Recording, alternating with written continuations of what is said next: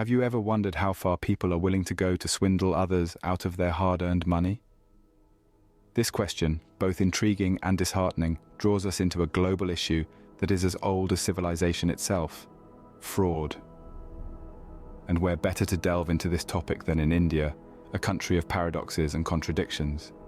India, renowned globally for its rich cultural heritage, is a melting pot of diverse traditions, languages, and peoples. It's a land where the ancient and the modern coexist, where skyscrapers stand next to centuries-old temples. It is a place that boasts of its advanced technology and booming yet struggles with poverty and corruption. It is in this complex and multifaceted nation that we turn our focus today. Over the years, India has witnessed a series of scams that have not just intrigued the masses, but have also outraged the public and shocked the world. These are not simple cases of fraud, but meticulously planned and executed operations that have drained millions, if not billions, of rupees from the country's economy. These scams have not only impacted the financial health of the nation, but have also deeply eroded the public trust. The people orchestrating these scams aren't your everyday criminals. They are masterminds who cloak their actions with layers of deceit, manipulation, and cunning. They exploit the vulnerabilities of systems, the trust people, and the loopholes in laws. Their actions, though undoubtedly illegal and immoral, highlight a dark side of human ingenuity and resourcefulness. The scams we are about to explore are not just significant because of the financial losses they caused. They are important because they expose the systemic flaws and the deep-rooted corruption prevalent in various sectors of the Indian society. They serve as a reminder of the urgent need for stronger regulations, stricter enforcement, and greater transparency. As we delve deeper into this dark world, we'll unearth tales of audacious fraudsters, transactions, and the innocent victims caught in the crossfire. These narratives are not just about monetary loss, but also about broken dreams, shattered trust, and a society yearning for justice. Today we delve into this fascinating, albeit murky world, exploring the most notorious scams in India's history. As we embark on this journey into the past, let's set the stage with a glimpse into India in the 1950s. This was a time of great change, a time when the newly independent nation was finding its feet and the hopes of millions rested on the shoulders of its leaders. The 1950s were a period of optimism and promise, but also of immense challenges. The country was grappling with the aftermath of partition, the trauma of which was still fresh in the minds of its people. The government was tasked with the arduous responsibility of building a nation from scratch, of establishing a democratic system, and of laying the foundations for economic development. Leaders, both political and social, were seen as beacons of hope, guiding the nation towards a brighter future. People looked to them for direction, for assurance, and for a sense of security. However, this trust was soon to be shattered, and the first cracks would appear with the Jeep scandal. The Jeep scandal was not just about a financial transaction gone wrong, but about a breach of trust. A betrayal that would leave an indelible mark on the nation's psyche. It was a scam that exploited the optimism of a nation and the vulnerabilities of a system still in its infancy. As we delve into the intricacies of the Jeep scandal in the next scene, remember the context, the hopes, and the dreams of a nation that were trampled upon. Remember the trust that was breached and the innocence that was lost. And as we navigate through this tale of deceit and corruption, let's not forget the lessons it taught us, lessons that remain relevant even today. So brace yourself as we step into the world of the Jeep scandal, a world where the lines between right and wrong blur, where trust is broken, and where the fight for justice begins. We begin our journey in the early 1950s, an era that brought with it the promise of freedom and a new dawn for India. It was a time of hope, optimism, and the chance for the newly independent nation to carve out a future on its own terms. However, even in these times of uplifting national spirit and pioneering endeavors, there lurked the shadow of corruption. Amidst this backdrop, we encounter the Jeep scandal, a scandal that would forever tarnish the image of the nation's budding government and leave a significant blotch on the white fabric of its integrity. It was the first of its kind, a major scam that threatened to shake up the foundations of the just liberated nation, sowing seeds of doubt and mistrust among the populace. The scandal revolved around a large sum of money, a sum so hefty it had the power to bring about substantial change and development to a country still finding its footing in the world. However, instead of being utilized for the greater good, this money, earmarked for Jeep supplies, vanished into thin air. This was not just about the loss of funds, but it was also about the loss of something far more valuable: trust. It was a deal that was supposed to bolster the country's defense and security capabilities. Jeeps were meant to be imported to aid the Indian Army in securing the vulnerable borders of a country still licking its wounds from the pain of partition. But alas, these Jeeps were never delivered. With each passing day, the scandal grew into a monster, threatening to engulf the people's faith in their leaders and the system. The nation waited for the vehicles that never arrived. It was a shock to the country's collective consciousness, a blow that was hard to recover from. The repercussions were significant, leading to a huge public outcry. The Jeep scandal wasn't just another scandal. It was a wake-up call for the entire nation, a lesson in the importance of holding those in power accountable, and a stark reminder of the corruption that had already started creeping into the system. It was indeed one of the first major scams to hit the independent India. A large sum of money was paid for Jeep supplies that were never delivered, leading to a huge public outcry. As we dive deeper into the murky waters of India's notorious scams, next in line is the infamous Bofors Scandal, a saga of deceit, corruption, and a blatant breach of trust that shook the nation's faith in its political leaders. The Bofors Scandal wasn't just a scam, it was a full-blown political storm that rattled the Indian government in the mid-1980s. The scam was centered around a deal signed between the Indian government and the Swedish arms manufacturer, Bofors. The deal was initially hailed as a masterstroke for India's defense preparedness.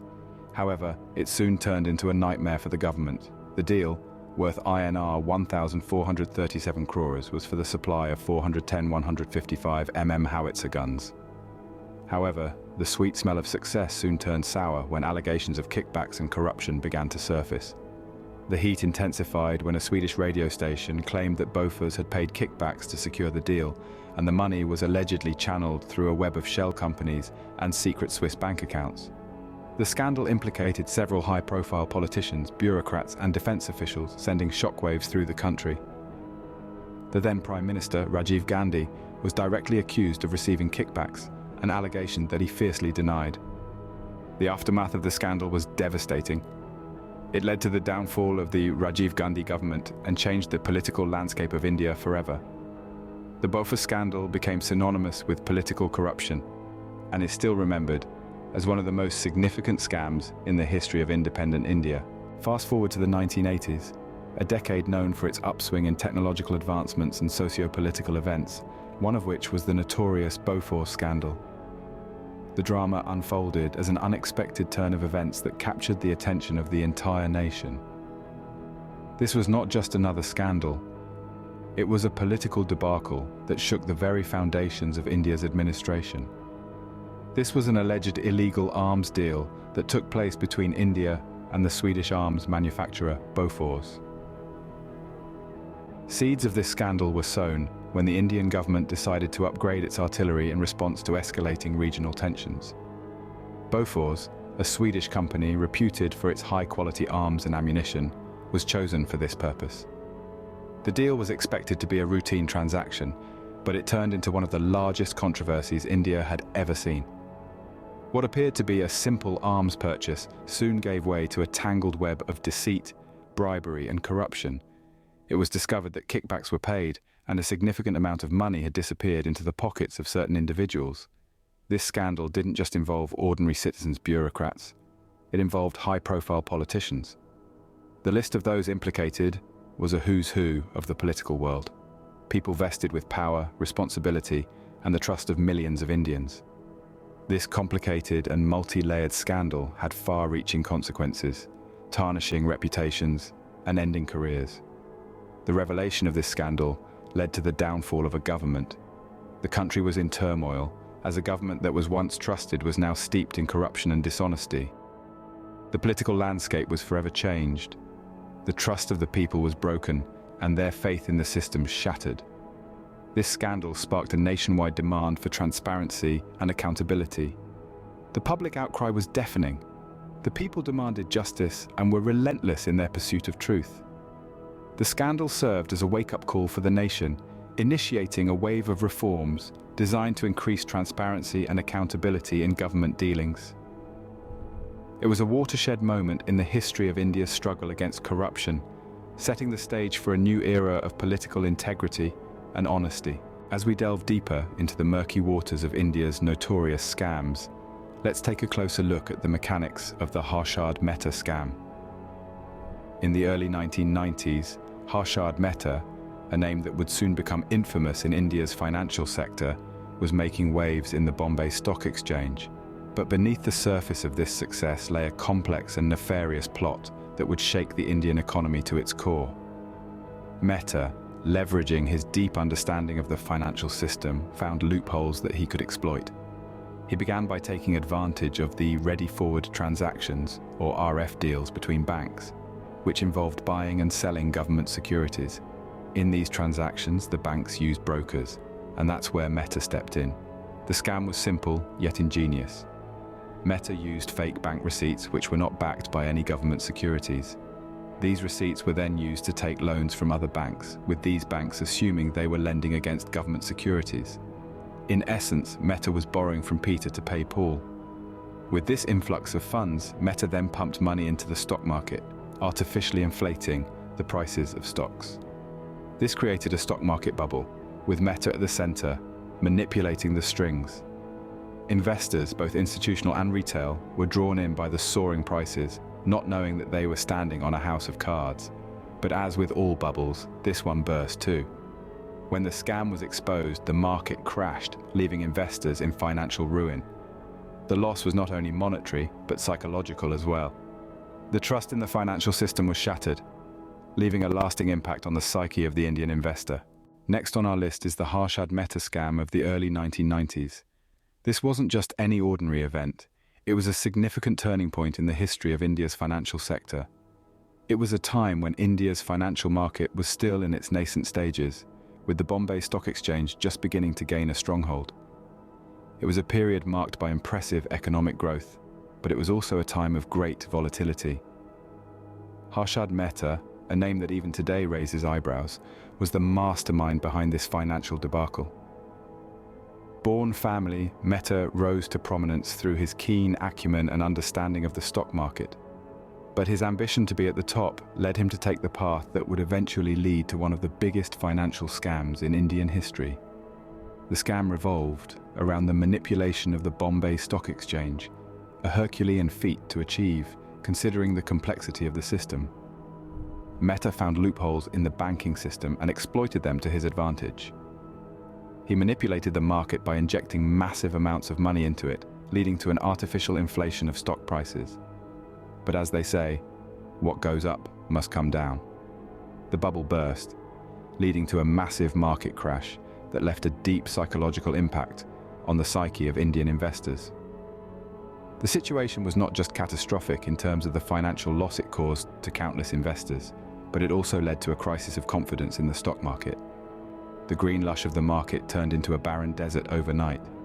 Investors were left stranded, their dreams shattered, their hopes obliterated. The market, which was once seen as a ticket to prosperity, had now become a symbol of despair. Investigations into the scam revealed shockingly the extent of Mehta's wrongdoings. The magnitude of the scam was beyond the comprehension of many. It was a stark reminder of the dangers of unchecked ambition and the perils of greed. It led to widespread anger and mistrust towards the financial system, with the government being forced to take immediate measures to restore faith in the system. And thus, Harshad Mehta's name became synonymous with financial scandals in India.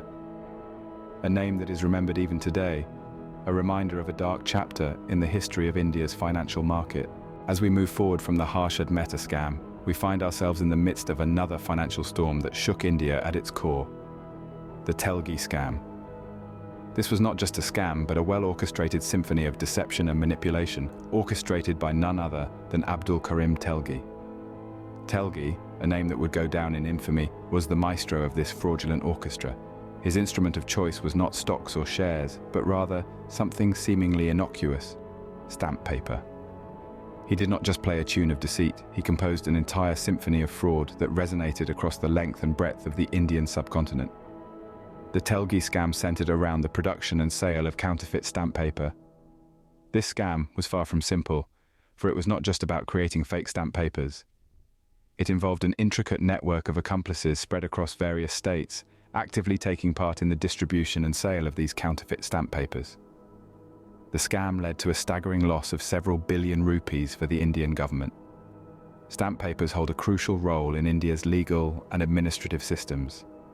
They are used in various legal transactions, such as property transfers and business contracts. A scam of this nature and scale had far-reaching implications, impacting numerous individuals and offices. Abdul Karim Telgi, the man behind this scandal, was no ordinary criminal. He was an intelligent and manipulative individual who had a deep understanding of the system's vulnerabilities. Using this knowledge, he was able to build a counterfeit empire that operated undetected for years, causing significant disruption to India's financial ecosystem. The scam was eventually busted, and Telgi was brought to justice. The aftermath, however, was a nationwide shock. The scale of the operation was revealed, and the extent of the damage finally came to light. The Telgi scam left behind a legacy of mistrust and skepticism towards the government's ability to prevent such massive frauds. Abdul Karim Telgi was finally apprehended and sentenced, but the scale of the scam and its lasting impact remain a stark reminder of the potential damage that can be caused by unchecked greed and corruption. The turn of the millennium saw the rise of the notorious Telgi scam. As the 20th century was drawing to a close, an unscrupulous mastermind by the name of Abdul Karim Telgi hatched a deceptive plan that would shake the foundations of the Indian economy. The scam was a carefully crafted scheme that exploited the loopholes in the Indian legal and administrative systems. The core of the scam revolved around the illegal production and sale of stamp paper. On the surface, it might be a simple case of counterfeit money, but its intricacies were far more complex and deeply rooted. The scam was not just about creating fake stamp papers, rather it involved a massive network of accomplices that spanned across multiple states, who actively participated in the sale and distribution of these fake stamp papers, leading to an estimated loss of several billions of rupees for the Indian government. To truly understand the magnitude of this scam, one needs to delve into the basics of the Indian administrative system. Stamp papers, issued by the government, are used in a wide range of legal transactions in India. These include property transfers, business contracts, and other legal agreements. Such is the role and importance of stamp papers in India that a fraud in this area could have monumental implications for a vast number of people and offices. Abdul Karim Telgi, man at the center of this scandal, was not just a common criminal. He was a cunning and manipulative individual who had an in-depth understanding of the systemic vulnerabilities that he could exploit. He built a counterfeit empire that operated unfettered for years, causing an unprecedented disturbance in the financial ecosystem of India. The scam was finally busted when Telgi was caught and brought to justice. However, the aftermath of the scam was a nationwide shock. The scale of his operation was revealed, and the extent of the damage was finally understood. The Telgi scam left in its wake a legacy of mistrust and skepticism towards the government's ability to curb such massive frauds. The mastermind, Abdul Karim Telgi, was finally caught and sentenced, but the scale of the scam left a lasting impact. In the wake of the Telgi scam, India was hit by another major scandal, this time in the corporate sector. The infamous Satyam Scam was a shock to the system, not just for the Indian IT industry, but for the world at large. The scam, orchestrated by the company's chairman, Ramalinga Raju, was a meticulously planned and executed fraud that resulted in one of the biggest corporate collapses in Indian history. Satyam Computer Services, a leading IT firm, was the poster child of India's booming tech industry. However, behind the facade of success and growth, a sinister plot was being hatched. The company, under the leadership of Raju, was inflating its revenue and profit figures to deceive shareholders and investors. The manipulation of the company's books was done with such precision and sophistication that it evaded detection for years. The scam was finally exposed in 2009 when Raju confessed to manipulating the company's accounts in a letter to the company's board of directors and the Securities and Exchange Board of India. The confession sent shockwaves through the industry. The company's shares plummeted, and Satyam was soon on the brink of bankruptcy. But the effects of the scam went beyond the company. The IT industry in India, which was seen as a beacon of growth and innovation, was thrown into disarray. Confidence in the sector was shattered, and the trust of investors, both domestic and international, was severely damaged. The scandal also highlighted the severe shortcomings in India's corporate governance and auditing practices. In this scene, we'll delve deeper into the mechanics of the Satyam Scam, the inflated revenue and profit figures, and the aftermath of the scandal, which sent shockwaves through the Indian IT sector and the global industry. We'll also explore the lessons learned from the scandal and the measures taken to prevent such frauds in the future. The decade that followed was marred by the Satyam Scam, a corporate scandal involving the company Satyam Computer Services. This was a time of turmoil and an era marked by a crisis of conscience. This scandal was not merely a financial one, but it was also a moral one. It was a scandal that spanned the globe, reaching even the remotest corners of the financial world. Satyam Computer Services, a company that was once a beacon of hope for the burgeoning Indian IT sector, became a symbol of corporate greed and dishonesty. The scam was not just about numbers, it was about broken trust, about shattered dreams, and about a beautiful illusion that turned into an ugly reality. The numbers were just the tip of the iceberg, inflated revenue and profit figures that would eventually culminate into a crisis of unimaginable proportions. This scandal was a convoluted web of deceit. The company's books were cooked with such sophistication that it took years for the truth to unravel. The auditors, who were supposed to be the gatekeepers, were either blissfully unaware or deliberately ignorant. The stakeholders who had put their faith in the company were left in the lurch. The scandal, however, did not just impact Satyam and its stakeholders. It sent shockwaves across the Indian IT sector, causing many to question the integrity of companies in the industry. The ripple effects were felt globally too. Investors, corporations, and governments around the world were left questioning their trust in the Indian IT sector. The shock was palpable, the aftermath devastating. Jobs were lost, reputations tarnished, and faith in the industry shattered. It was a reminder of the vast potential of human greed and the lengths people would go to satiate it. It was a wake-up call for regulators and corporations alike, highlighting the importance of robust corporate governance and stringent auditing systems. Inflated revenue and profit figures led to a massive shock in the Indian IT sector and the global industry as well. As we journey from the corporate world of the Satyam Scam to the sports arena of the Commonwealth Games scam, it's crucial to understand the context of this transition. The early 2010s was a time of significant economic growth for India, but this growth was not without its challenges. The Commonwealth Games were intended to be a showcase of India's progress on the global stage.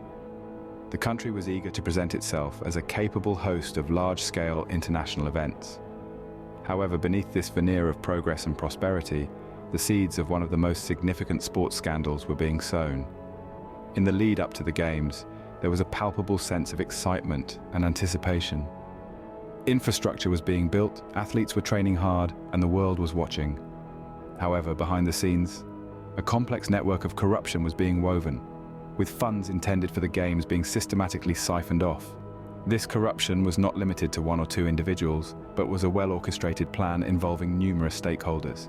Money meant for infrastructure development, athlete training, and event management was being misused and laundered, causing a significant loss to the public exchequer. The level of sophistication involved in this corruption was alarming. A network of shell companies was set up to move funds illegally, making it difficult for investigators to trace the origin and destination of the money. This level of planning and execution indicated a high level of complicity and collusion among the various stakeholders involved. As we delve deeper into the Commonwealth Games scam in the next scene, remember this. The scandal was not just about the misuse of funds. It was about the betrayal of trust, the tarnishing of India's image, and the overshadowing of the athletes' hard work and dedication. It was a dark chapter in India's sports history, one that we must remember as we strive to ensure such incidents do not recur. In the early 2010s, the Commonwealth Games scam came to light. This was a significant occurrence that shook the world of international sports and was one of the most controversial sports scandals in recent history. The Games were supposed to be a grand event, showcasing India's prowess and ability to host world-class events. Instead, what came to surface was a grim tale of deceit, bribery, and financial fraud.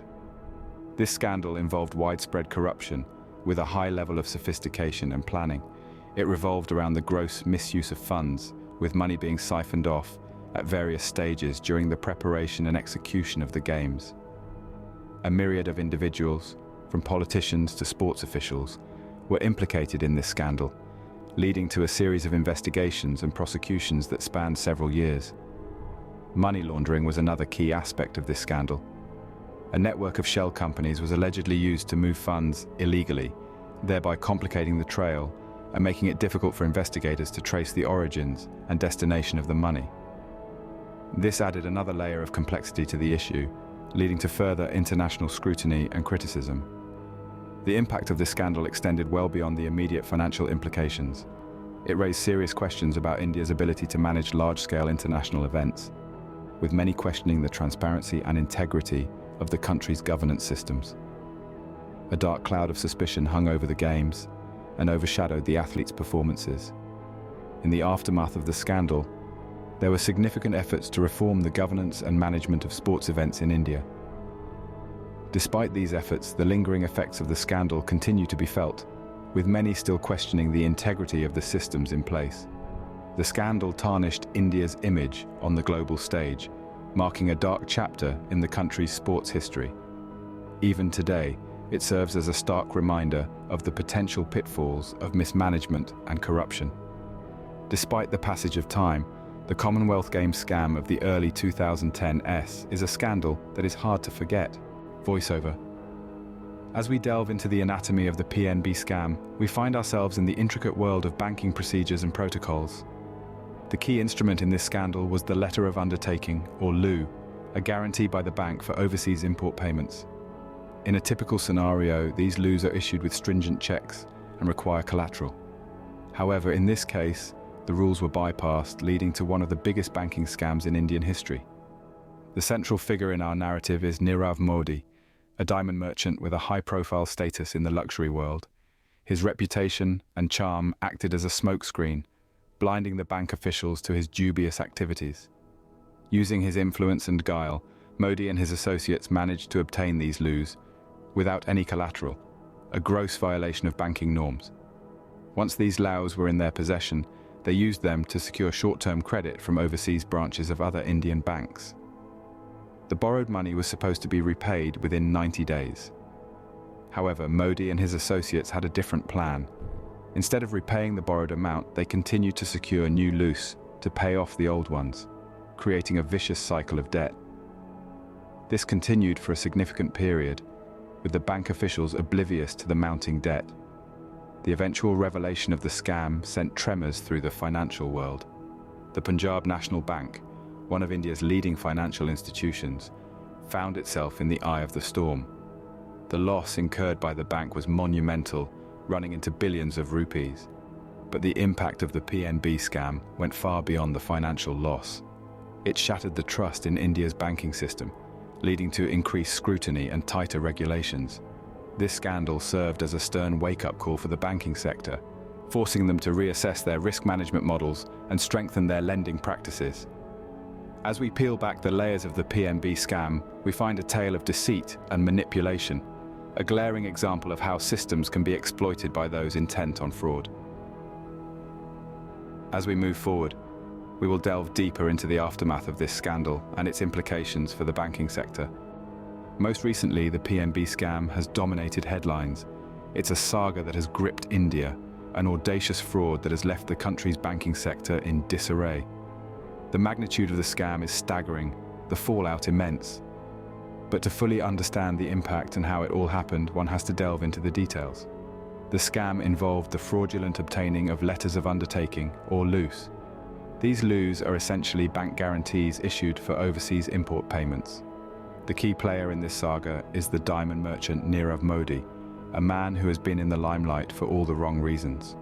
Modi, along with his associates, managed to exploit a loophole in the banking system to perpetrate this massive fraud. A flamboyant, high-profile businessman, Nirav Modi was seen as a success story in the world of luxury. His high-end jewelry brand was worn by celebrities around the world, from Hollywood to Bollywood. His reputation as a successful entrepreneur made it easy for him to gain the trust of the bank officials. Using his influence and cunning, Modi and his associates managed to bypass banking protocols. They got the letters of undertaking without any collateral, a gross violation of banking rules. The bank officials fell into Modi's trap, issuing the loos without conducting any proper background checks or following due process. These loos were then used to obtain short-term credit from overseas branches of other Indian banks. The borrowed money was supposed to be repaid within 90 days, but Modi and his associates had no intention of paying it back. They continued to get new loos to pay off the old ones, creating a vicious cycle of debt. When the scam finally came to light, it sent shockwaves through the financial world. The total loss incurred by Punjab National Bank was monumental. It amounted to a staggering billions of rupees, a blow that the bank is still struggling to recover from.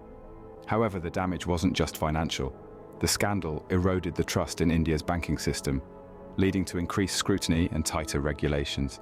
It served as a wake-up call for the banks, forcing them to re-evaluate their risk assessment models and tighten their lending practices. And thus, we come back to where we started. This involved the fraudulent obtaining of letters of undertaking by the diamond merchant Nirav Modi and his associates, resulting in a loss of billions of rupees for the Punjab National Bank. As we delve into the dark underbelly of India's financial history, each scandal offers us a unique perspective. It's not just about the billions of rupees lost or the reputations tarnished. Each scandal serves as a critical lesson, a stark reminder of the importance of transparency, accountability, and regulation. Let's take a quick recap. The Jeep scandal of the 1950s taught us about the dangers of unchecked corruption. The Bofors Scandal emphasized the importance of transparency in international dealings. The Harshad Mehta scam showed us how easily loopholes in the system can be exploited if left unchecked. The Telgi Scam brought the issue of counterfeit currency to the forefront. The Satyam Scam demonstrated the catastrophic consequences of financial manipulation and deceit. The Commonwealth game scam stressed the need for stringent oversight in public expenditure. And most recently, the PNB Scam underscored the critical need for stricter banking protocols and regulations. These scams, varied as they are, all point towards a common thread: the dire need for transparency, accountability, and stringent regulation. They highlight the pressing need for robust systems that can detect and deter fraudulent practices before they can cause irreparable damage. Transparency serves as the cornerstone of any robust financial system. It's about making information available to the public, ensuring that there are no hidden agendas or undisclosed facts. It's about fostering a culture of openness and honesty, where every transaction is above board and every deal is open to scrutiny. Accountability, on the other hand, is about holding individuals and organizations responsible for their actions.